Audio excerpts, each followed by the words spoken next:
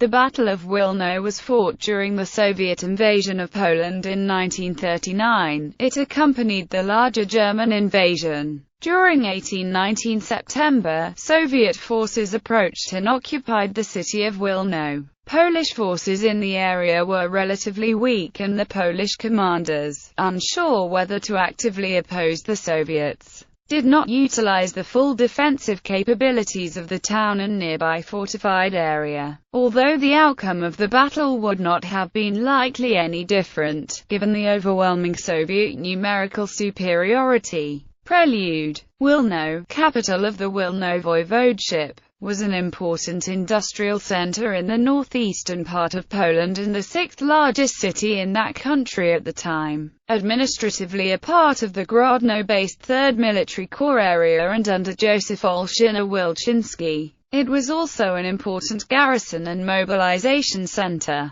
In the pre-war period, the city housed the entire Polish 1st Legion's infantry division, as well as the headquarters and the 4th Ulan Regiment of the Wileńska Cavalry Brigade. Air cover was provided by the majority of the 5th Air Regiment stationed at the nearby airfield of Porobanek. In addition, the city of Wilno was a mobilization center for the 35th Reserve Infantry Division. Before the outbreak of war, the 1st Division had been secretly mobilized and sent towards Rozan in northern Mazovia. The Wileńska Cavalry Brigade soon followed and in the first days of September 1939 left the city for Piotrków Trybunalski. The air assets were attached to the Modlin Army and the Nauru Group fighting against the German units trying to break through from East Prussia. By the 7th of September the 35th Division was fully mobilized and transported to Lvov. The city was left defenseless. The military commander of the city, Colonel Jaroslaw Okulicz-Kozarin, decided that in case of attack by German or Soviet forces, he had insufficient forces for a successful defense, and thus his task could only be to allow civilians to evacuate to neutral Lithuania. On the 17th of September, the city had 14,000 soldiers and militia volunteers, but only 6,500 of them were armed. Before the battle, the numbers of armed soldiers rose slightly as some disorganized units trickled in, but the number of unarmed volunteers decreased, as Okulicz-Kozarin ordered unarmed volunteers not to participate in any hostilities. Before the Soviets arrived, the Polish forces formed about 10 infantry battalions, supported by approximately 15 light artillery and anti-tank guns and about 5 anti-aircraft guns. The defenders also had some 40 machine guns. On the 18th of September, the commander of the Belarusian front, Commandant Mikhail Kovalyev, ordered the capture of Wilno by groups of the 3rd 11th Armies. The 3rd Army delegated the 24th Cavalry Division and the 22nd and 25th Armored Divisions under Kombrig Pyotr Akliustin to advance from the northeast, and the 11th Army delegated the 36th Cavalry Division and the 6th Armored Division under Kombrig Semyon Zybin to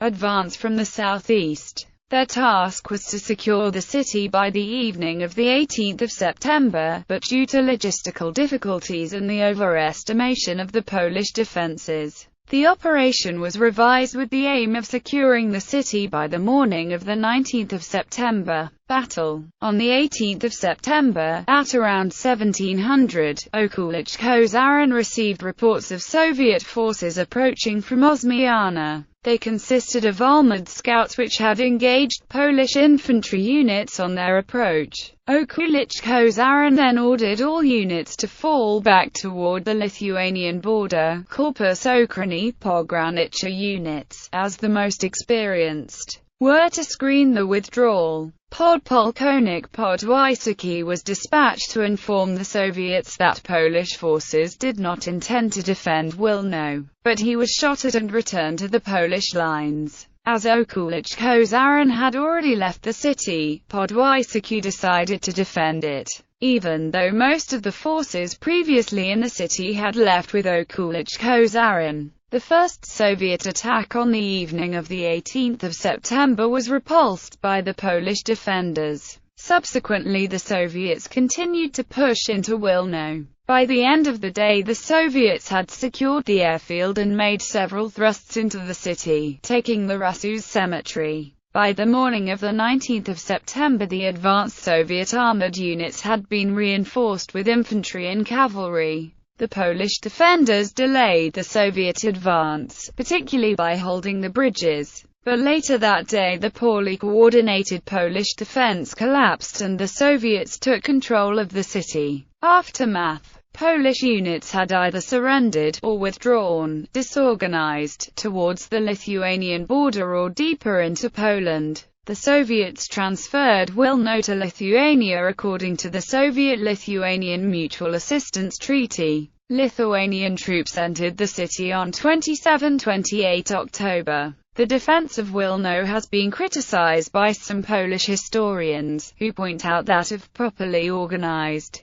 the Polish forces would have been able to hold on to Wilno and delay the Soviets by several days, similar to the defense of Grodno. Nonetheless, this could have only been a symbolic defense, as the Polish forces had no real way of stopping the overwhelming Soviet advance.